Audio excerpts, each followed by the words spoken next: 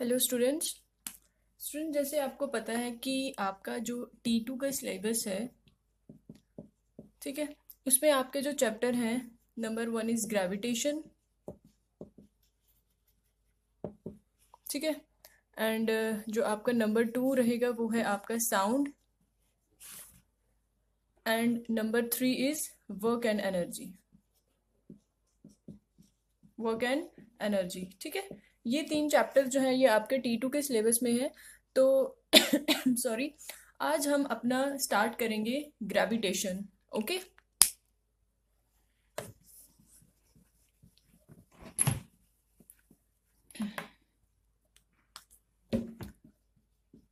तो बच्चे, चैप्टर का नाम क्या है? आपके चैप्टर का नाम है ग्रेविटेशन, ठीक है। अब ग्रेविटेशन को स्टार्ट करने से पहले हम कुछ अपना आपने जो अपने प्रीवियस चैप्टर स्टडी की है, थोड़ा उनसे ही ये रिलेट करता है। बच्चे, अगर हम बात करें मोशन की ठीक है, कि कोई भी बॉडी है वो मोशन में कब होगी? कोई भी बॉडी जो है वो मोशन, जैसे ये एक बॉडी है, बॉडी ए, ये मोशन मीन्स, मोशन का क्या मतलब होता है? मूवमेंट, ठीक है। मोशन का क्या मतलब होता है? मूवमेंट। तो अगर ये बॉडी ए है, अगर मैंने इसको मूव करवाना है तो उसके लिए मुझे क्या करना पड़ेगा? उसके लिए क्या करनी पड़ेगी? मुझे फोर्स लगानी पड़ेगी, ठीक है। तो आप क्या बोल सकते हो कि force is necessary to produce motion in a body. जब मैं इस पे फोर्स लगाऊंगी और ये बॉडी क्या करेगी, यहां से इस पोजीशन से इस पोजीशन पे पहुंचेगी, तो आप बोलोगे कि बॉडी में क्या हुआ है? मोशन हुआ है, ठीक है। फॉर एग्जाम्पल बच्चे, अगर आप क्या कर रहे हो, आपने एक स्टोन लिया हुआ है, ठीक है। देखिए क्या है कि आपने एक यहाँ पे एक हाइट है, आपने क्या किया, यहाँ से स्टोन क्या किया, नीचे फेंका, ठीक है। अब स्टोन कहाँ पड़ेगा? नीचे जाए। फॉर एग्जाम्पल ये अर्थ है ना, ग्राउंड है, तो स्टोन कहाँ पे पड़ेगा? जैसे आप ऊपर से फेंकोगे स्टोन को, तो वो स्टोन कहाँ पे रीच करेगा? आपके अर्थ पे, ठीक है। तो जब आप स्टोन को फॉल करवा रहे हो एक पर्टिकुलर हाइट से, तो उससे क्या पता चल रहा है कि स्टोन क्या है? मोशन में है, ठीक है। जब स्टोन जो है एक पर्टिकुलर हाइट से टुवर्ड डाउनवर्ड मूव करेगा, तो आप क्या बोलोगे? इट इज इन मोशन, ठीक है। देयरफॉर आप क्या बोलोगे कि इस पे एक फोर्स एक्ट कर रही है। किस पे? इस पे, स्टोन पे एक फोर्स एक्ट की, तभी आपका स्टोन क्या हुआ? मोशन में हुआ। अब ये किस वजह से होता है? क्यों ये हुआ? बच्चे, ये इस वजह से होता है कि आपकी जो अर्थ और आपका जो ये अर्थ है और आपका जो स्टोन है, उन दोनों के बीच में क्या थी? एक फोर्स ऑफ अट्रैक्शन, ठीक है। कि आपका जो फोर्स ऑफ अट्रैक्शन क्या हुई कि आपका जो स्टोन है, जब आपने उसको एक पर्टिकुलर हाइट से फेंका, तो वो किसकी तरफ आया? वो ऊपर थोड़ी गया, वो तो नीचे की तरफ आएगा। क्यों? अर्थ की तरफ इसलिए आया क्योंकि आपकी स्टोन एंड आपकी अर्थ के बीच में क्या है? एक फोर्स ऑफ अट्रैक्शन, ठीक है। आप बोल सकते हो कि आपके यूनिवर्स में जितने भी ऑब्जेक्ट्स प्रेजेंट होते हैं, इवन दे आर स्मॉल और लार्ज, उनके बीच में क्या होती है? एक फोर्स ऑफ अट्रैक्शन होती है, ठीक है। क्या होती है उनमें? एक फोर्स ऑफ अट्रैक्शन, ठीक है, जिसको आप क्या बोलते हो? जिसको आप और क्या बोल सकते हो? फोर्स ऑफ ग्रेविटी, ठीक है। फोर्स ऑफ ग्रेविटी, आपको पता है ना कि अर्थ में क्या है? ग्रेविटेशनल फोर्स है। इसी की वजह से क्या होता है, कुछ भी चीज जो है आप स्काई ऊपर की तरफ फेंकोगे और वो सारी चीजें कहाँ पे अट्रैक्ट होती हैं? फोर्स ऑफ ग्रेविटी की वजह से, ठीक है। So, stone dropped from a height falls towards the earth because the earth exerts a force of attraction, or you can say that gravity on the stone and pulls it down. Clear? ये clear हो गया आपको कि stone को जब आप height से फेंकोगे नीचे अर्थ की तरफ, तो वो अर्थ की तरफ क्यों आता है? क्यों वो ऊपर नहीं जाता? इसलिए क्योंकि देर is a force of attraction between earth and stone, right. चलिए,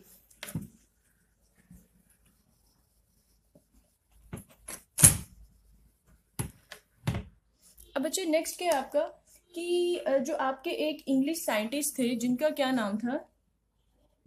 इसैक न्यूटन, ठीक है। अब ये कॉन्सेप्ट दिया किसने था ग्रेविटेशन का? ये क्या हुआ था, एक इसैक न्यूटन जो थे, ये अपने गार्डन में बैठे हुए थे। कहाँ पे? एप्पल ट्री के नीचे,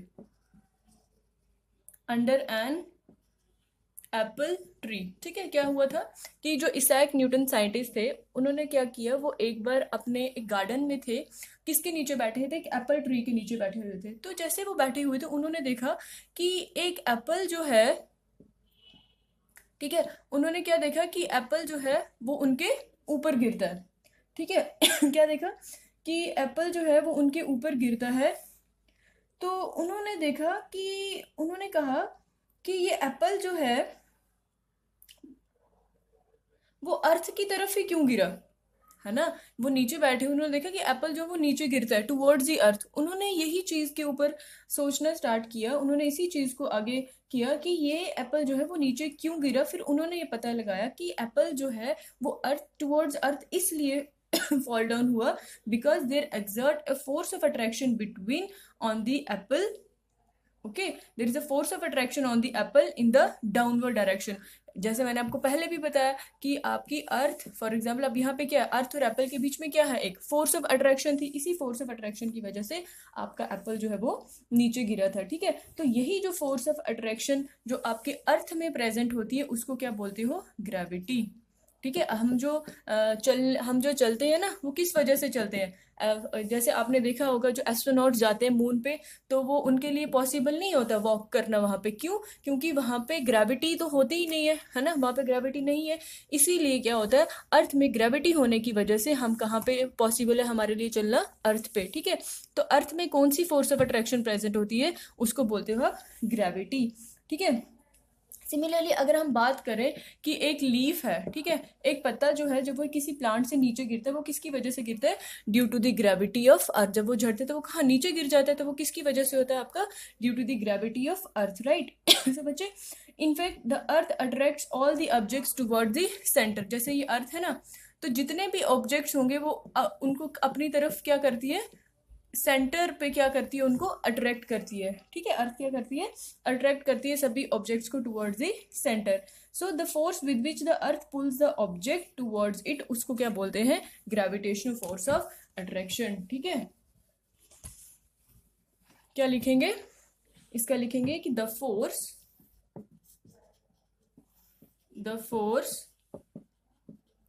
विद विच द फोर्स, एक सेकेंड, क्या लिखेंगे, आप लिखोगे the force with which the earth pulls the objects, with which the earth pulls the object towards it is called the gravitational force of earth, or you can say that gravity of earth, right। Clear बच्चे, क्या समझ आया आपको, इससे आपको ये समझ आया कि वो फोर्स जिसकी वजह से अर्थ क्या करते हैं, अर्थ में एक फोर्स प्रेजेंट होती है बच्चे, जो क्या करती है, जितने भी ऑब्जेक्ट्स आपके प्रेजेंट होते हैं वो उनको अपनी तरफ अट्रैक्ट करती है, अपनी तरफ खींचती है। उस फोर्स को आप क्या बोलते हो, ग्रेविटेशनल फोर्स ऑफ अर्थ और ग्रेविटी ऑफ अर्थ। ठीक है, क्लियर है यहाँ तक कि ग्रेविटेशन क्या होती है, फोर्स ऑफ ग्रेविटेशन क्या होती है, क्लियर। चलिए, अब बच्चे आप ये बात एक ध्यान में रखिए कि ग्रेविटेशनल फोर्स ऑफ अर्थ और ग्रेविटी ऑफ अर्थ की वजह से ही पॉसिबल है कि आपका एटमॉस्फेयर जो है वो कहाँ पे है, अबव द अर्थ में। उसने क्या किया, उसको होल्ड करके रखा हुआ है ना। या फिर आप बोल सकते हो जैसे आपकी रेनफॉल होती है, ठीक है, rain falling to the earth, ये किस वजह से होती है, आपकी अर्थ की ग्रेविटेशन होने की वजह से क्या होती है, रेन जो होती है आपकी टुवर्ड्स अर्थ आती है। उसके बाद आपका है कि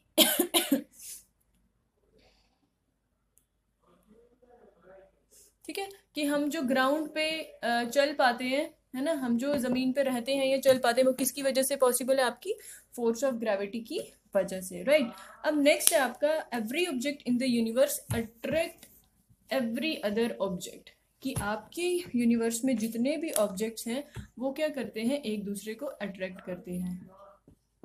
every object in the universe every object in the universe attracts every other objects, right? क्या मतलब हुआ इसका कि आपके यूनिवर्स में जितने भी ऑब्जेक्ट्स प्रेजेंट हैं वो सब क्या करते हैं, एक दूसरे को अट्रैक्ट करते हैं। ठीक है बच्चे, बच्चे देखो, अगर आप कोई ऑब्जेक्ट, ये ऑब्जेक्ट है, ठीक है, आपने उसको ड्रॉप किया तो वो कहाँ पे जाएगा, टुवर्ड्स अर्थ। ठीक है, यहाँ पे एक ऑब्जेक्ट है, आपने इस ऑब्जेक्ट को, ये जैसे ये है, ठीक है, कैप है, मैंने क्या किया, इसको फेंका तो ये कहाँ गया, नीचे, नीचे गया ना। तो ये क्या, इससे आपको पता चला कि आप कुछ भी चीज को ड्रॉप करोगे वो कहाँ पे जाएगा, वो फॉल होगा, falls toward the earth, falls towards the earth. Clear? तो इसका क्या मतलब हुआ कि अर्थ जो क्या करती है, अट्रैक्ट करती है हर एक चीज को टुवर्ड्स इट्स सेंटर। ठीक है, अर्थ क्या करती है, अट्रैक्ट करती है हर चीज को टुवर्ड्स इट्स सेंटर। तो न्यूटन ने क्या कहा, it is not only the earth which attract the other object, in fact every objects attract each other. क्या बोल रहे हैं, न्यूटन बोलते हैं कि ये सिर्फ ऐसा ही नहीं है कि जो अर्थ है वही अट्रैक्ट करती है ऑब्जेक्ट्स को, जो बाकी के हर ऑब्जेक्ट्स हैं वो भी क्या करते हैं, एक दूसरे को अट्रैक्ट करते हैं। ठीक है, सो अगर हम अकॉर्डिंग टू न्यूटन देखें तो वो बोलते हैं कि every object in the universe attract every each other object with a certain force. ठीक है, and the force with which two objects attract each other, उसको क्या बोलते हैं, ग्रेविटेशनल फोर्स। क्या बोल रहे हैं, न्यूटन ने कहा कि सिर्फ यही पॉसिबल नहीं है कि सिर्फ अर्थ ही अट्रैक्ट करते हैं सारी ऑब्जेक्ट्स को, इवन अगर कोई दो ऑब्जेक्ट्स हैं उनके अंदर भी क्या होती है, एक फोर्स प्रेजेंट होती है जिसकी वजह से क्या होता है, वो एक दूसरे को अट्रैक्ट करते हैं। कोई दो ऑब्जेक्ट जो होंगे, इवन फिर वो स्मॉल होंगे या लार्ज होंगे, वो डिपेंड करेगा उन पे फोर्स ऑफ अट्रैक्शन पे कितनी है। ठीक है, चलिए बच्चा, और अगर इसमें हम देखें कि अगर आपके पास कोई दो ऑब्जेक्ट्स हैं सॉरी, क्या है कि अगर आपके पास कोई दो ऑब्जेक्ट्स हैं और उनका मास जो है बिल्कुल स्मॉल है, ठीक है, मास क्या है उनका, बिल्कुल स्मॉल है, तो उनके अंदर जो ग्रेविटेशनल फोर्स ऑफ अट्रैक्शन होगी, फोर्स ऑफ अट्रैक्शन होगी, वो भी क्या होगी, स्मॉल होगी। फोर्स ऑफ अट्रैक्शन क्या होगी बच्चे, वो भी स्मॉल होगी। अगर कोई दो ऑब्जेक्ट हैं जिनका मास भी कम है तो उनकी फोर्स ऑफ अट्रैक्शन भी क्या होगी, स्मॉल होगी। फॉर एग्जाम्पल कि आपके कोई दो स्टोन्स हैं, ठीक है, वो कहाँ पे लाई कर रहे हैं, ग्राउंड पे लाई कर रहे हैं, तो वो क्या करेंगे, एक दूसरे को अट्रैक्ट करेंगे, बट उनके स्मॉल साइज होने की वजह से उनकी ग्रेविटेशनल फोर्स इतनी कम होगी कि हम उनको देख नहीं सकते कि वो एक दूसरे की तरफ मूव कर रहे हैं। क्यों? क्योंकि उनकी जो ग्रेविटेशनल फोर्स होगी वो बहुत कम होगी। ठीक है इसी तरह अगर मैं बात करूं कि दो लार्ज बॉडीज हैं और उनका मास भी क्या है, बहुत ज़्यादा है, और उनका मास ज़्यादा होने की वजह से क्या है, उनकी ग्रेविटेशन फोर्स भी ज़्यादा। फॉर एग्जांपल कि मैंने क्या किया, एक हाइट से स्टोन को ड्रॉप किया, ठीक है, एक हाइट से स्टोन को ड्रॉप किया और वो स्टोन जो हुआ वो अट्रैक्ट हुआ टुवर्ड्स अर्थ, है ना, एंड द अर्थ अट्रैक्ट क्या करेगी, उनको अपनी तरफ अट्रैक्ट करेगी, सिंस अर्थ का मास क्या है, लार्ज है, तो ग्रेविटेशन फोर्स उनके बीच में उतनी ही ज़्यादा होगी, जिसकी वजह से जब आप स्टोन को ड्रॉप करोगे टुवर्ड्स अर्थ तो वो क्या हो जाएगी, मूव करेगी टुवर्ड्स दी अर्थ। तो क्यों? क्योंकि आपका देखो जो ये स्टोन था इसका मास भी ज़्यादा है और जो आपका अर्थ है उसका मास भी बहुत ज़्यादा है, तो दोनों के मास ज़्यादा होने की वजह से उनके अंदर जो ग्रेविटेशनल फोर्स होगी वो भी क्या होगी, ग्रेविटेशनल फोर्स भी क्या होगी, बहुत ज़्यादा होगी, जिसकी वजह से क्या होंगे, ये एक दूसरे की तरफ अट्रैक्शन प्रोवाइड करेंगे। ठीक है, तो इसमें आपने क्या नोट करना है कि जो ग्रेविटेशनल फोर्स या फिर ग्रेविटी जो होती है is always a force of attraction between two objects. इसको लिख लेते हैं इस पॉइंट को।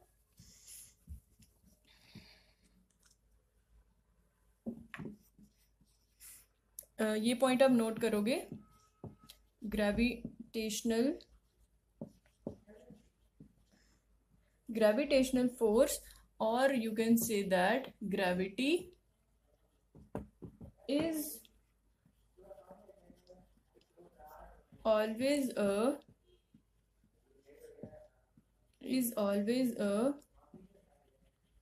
force of attraction between two objects, or you can say that two bodies, right कि जो ग्रेविटेशनल फोर्स प्रेजेंट होती है या जिसको आप ग्रेविटी बोलते हो वो सॉरी वो होती क्या है, जी ग्रेविटेशन फोर्स या जो ग्रेविटी है वो एक फोर्स ऑफ अट्रैक्शन होती है किसी भी दो ऑब्जेक्ट्स के बीच में, जैसे हमने देखा स्टोन एंड अर्थ के बीच में। ठीक है, स्टोन एंड अर्थ के बीच में क्या है, वो क्यों एक दूसरे की तरफ अट्रैक्शन करते हैं, क्यों, क्योंकि उनमें ग्रेविटेशनल फोर्स प्रेजेंट होती है। ठीक है, तो ग्रेविटेशनल फोर्स आपने याद रखना है। ग्रेविटेशनल फोर्स क्या होती है, it is a force of attraction between two objects और टू बॉडीज। क्लियर?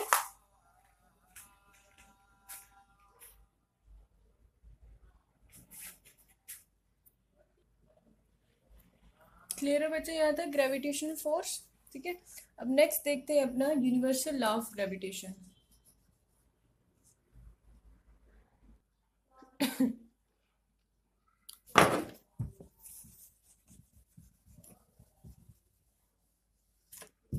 अच्छा, नेक्स्ट है आपका universal law of gravitation.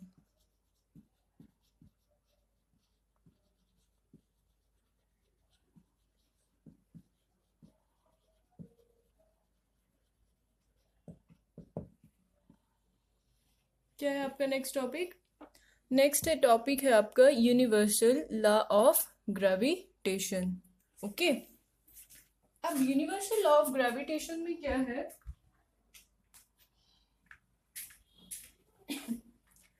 Universal law of gravitation में हमने फाइंड करना है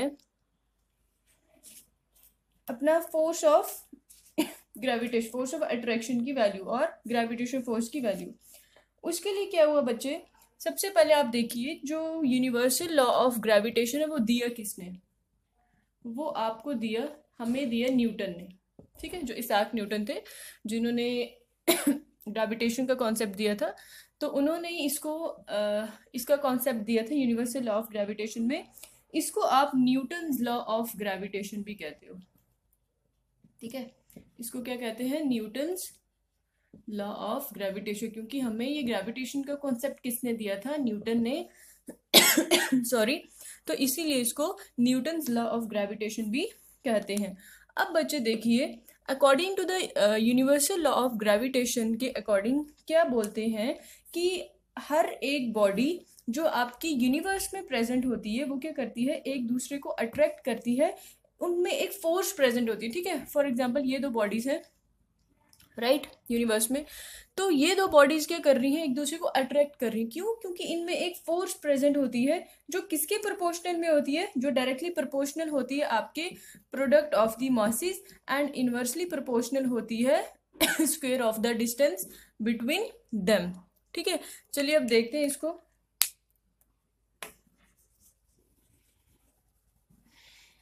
चलो, हमने क्या करना है बच्चे, दो बॉडीज लेनी है, एक बॉडी है ए, ठीक है, और एक बॉडी है आपकी बी।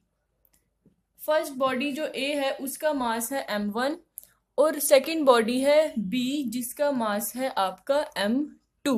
ठीक है, और उन दोनों के बीच में जो डिस्टेंस है दो बॉडीज के बीच में वो कितना है आपका r। क्लियर? अब यूनिवर्सल लॉ ऑफ ग्रेविटेशन क्या कहता है यूनिवर्सल लॉ ऑफ ग्रेविटेशन क्या कहता है बच्चे, every body in the universe, everybody in the universe attract each other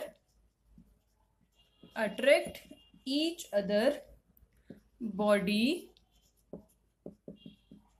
with a force, attract each other body sorry, with a force which is directly proportional, which is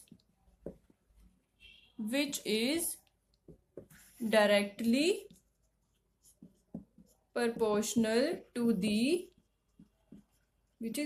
proportional to the product of their masses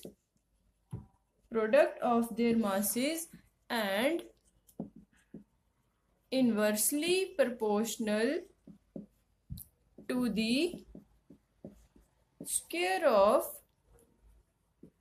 the distance between them.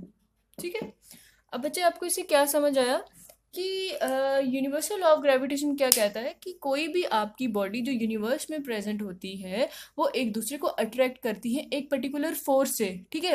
और वो force किसके proportional में होती है कि कितना attraction होगी, कितना क्या होगा, वो डिपेंड करेगा उन दोनों के मासेस के प्रोडक्ट के बीच में, और इन्वर्सली प्रोपोर्शनल होगा उनका जो डिस्टेंस होगा उसके स्क्वायर के अकॉर्डिंग। क्लियर? चलिए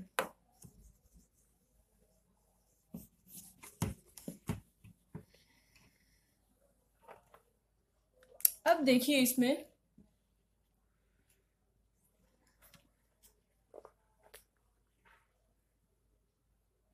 सपोज कि ये करिए कि F जो है वो क्या है आपका फोर्स ऑफ अट्रैक्शन है बिटवीन टू बॉडीज, ठीक है, कि इन दो बॉडी जो ए और बी बॉडीज हैं उनके बीच में जो आपका फोर्स ऑफ अट्रैक्शन है वो कितना है आपका F है। तो according to the universal law of gravitation के अकॉर्डिंग क्या है, फर्स्ट पॉइंट ये है कि जो आपकी फोर्स होती है इन दोनों बॉडीज के बीच में वो किसके प्रोपोर्शनल में होती है, वो होती है आपकी प्रोडक्ट ऑफ द मास के, ठीक है, कि दोनों का जितना मास होगा, मैंने आपको क्या बताया था कि अगर स्मॉल मास होगा तो स्मॉल फोर्स ऑफ अट्रैक्शन होगी, अगर ज्यादा मास होगा तो ज्यादा फोर्स ऑफ अट्रैक्शन होगी। तो यही बता रहा है कि फोर्स किस पे डिपेंड करती है, किसके प्रोपोर्शनल होती है, वो product of the mass between the mass of the product of the mass of the two bodies, ठीक है। और सेकंड पॉइंट क्या है according to the universal law of gravitation के, कि फोर्स जो दो बॉडीज के बीच में होगी वो इनवर्सली प्रोपोर्शनल किसकी होगी, आपकी square of the distance between the two bodies. Clear? तो अगर हम इन दोनों इक्वेशन को कंबाइन करेंगे, इक्वेशन 1 एंड इक्वेशन 2 को, तो आपका क्या बनेगा, F is directly proportional to m1 m2 upon R square, या फिर आप बोल सकते हो डायरेक्टली प्रोपोर्शनल को अगर हम रिमूव करेंगे, डायरेक्टली प्रोपोर्शनल को अगर हम रिमूव करेंगे तो वो क्या बनेगा हमारा G into m1 m2 upon R square, ठीक है। डायरेक्टली प्रोपोर्शनल को हमने रिमूव किया किससे, कांस्टेंट G से, और G क्या होता है, यूनिवर्सल ग्रेविटेशनल कांस्टेंट। ये यहाँ पे मैं लिख देती हूँ, G क्या है आपका, universal gravitational constant gravitational constant, ठीक है। जी क्या है आपका, यूनिवर्सल ग्रेविटेशनल कांस्टेंट। तो यूनिवर्सल लॉ ऑफ ग्रेविटेशन आपको क्लियर हुआ कि यूनिवर्सल लॉ ऑफ ग्रेविटेशन आपको क्या बताता है कि जो जी है ना बच्चे, जो वैल्यू है ग्रेविटेशनल कांस्टेंट की, वो दो बॉडीज के मीडियम पे डिपेंड नहीं करती, ना ही वो डिपेंड करती है इन बॉडीज के मास के बीच में, ठीक है। सो आपको अब ये क्लियर हो गया कि ये वाला फॉर्मूला है, the above formula gives the gravitational force of attraction between two bodies having mass m1 and m2 and which are at a distance r from one another.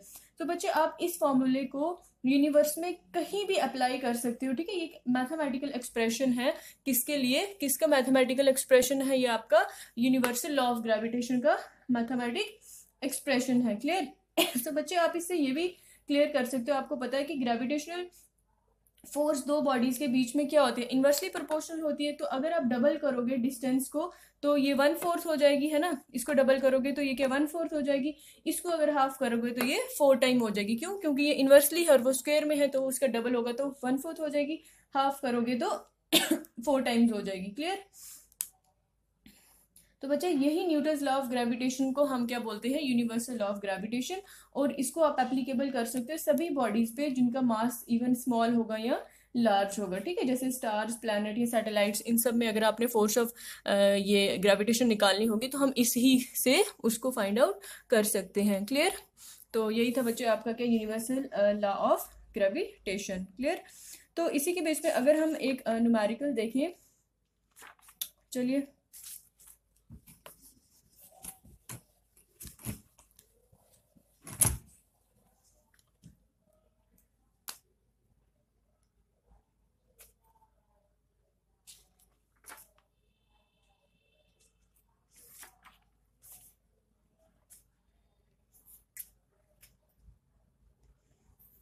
Numerical हम करने से पहले कुछ वैल्यूज देख लेते हैं कि यूनिट्स क्या होते हैं आपके ग्रेविटेशन कांस्टेंट के, यूनिट्स ऑफ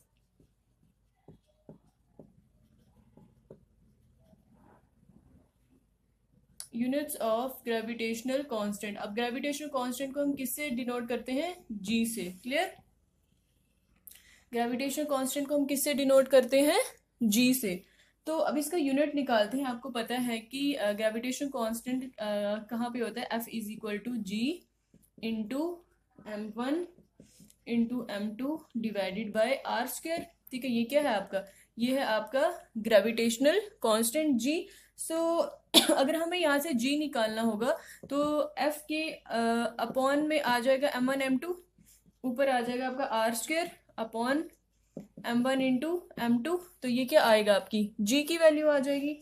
अब यहाँ से हम इनके यूनिट्स निकालेंगे। अब सबसे पहले आप देखिए कि फोर्स का यूनिट क्या होता है? न्यूटन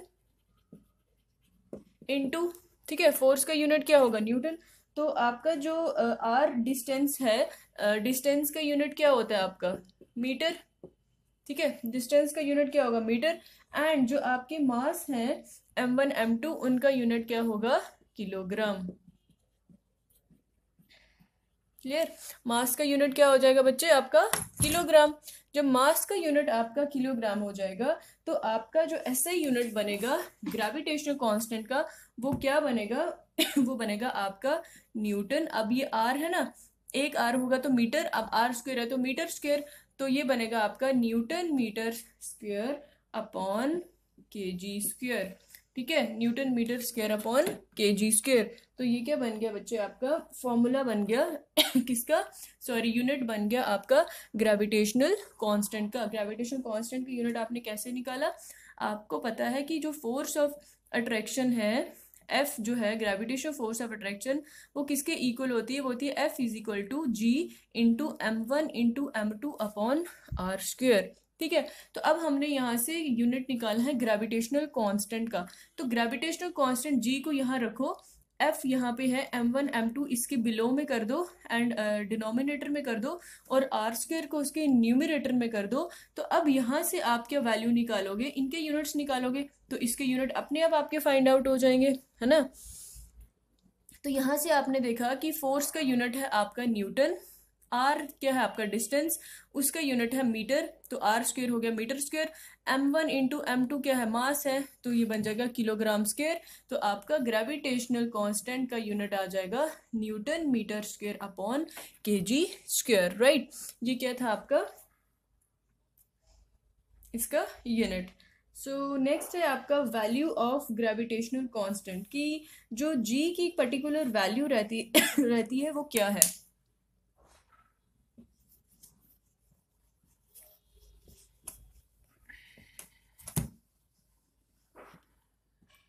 पहले हम थोड़ा सा क्विक रिवीजन कर लेते हैं पीछे का। हमने क्या क्या पढ़ा? हमने अपना सबसे पहले देखा कि ग्रेविटेशन क्या होती है। ठीक है, ग्रेविटेशन क्या होती है। फिर उसके बाद हमने देखा कि न्यूटन ने कैसे फाइंड आउट किया ग्रेविटेशन, फोर्स ऑफ ग्रेविटेशन को। फिर हमने देखा कि हर एक ऑब्जेक्ट जो है यूनिवर्स में वो एक दूसरे को क्या करते हैं? अट्रैक्ट करते हैं। Every object in the universe attracts every other, or you can say each other object। ठीक है, एक ये पढ़ा। फिर हमने फोर्थ पे पढ़ा universal law of gravitation.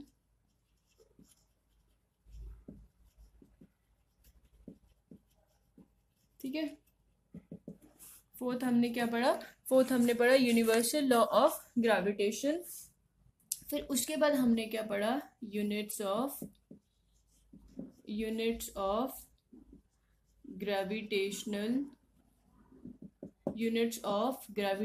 Constant, जो कि था आपका जी, जिसका यूनिट क्या निकला? Newton metre square upon KG square. ठीक है, तो ये 5 टॉपिक्स अभी हमने पढ़े। अब हम नेक्स्ट क्या पढ़ेंगे? नेक्स्ट हम देखेंगे value of gravitational constant and gravitational force between object of small size and big size के बीच में क्या होता है।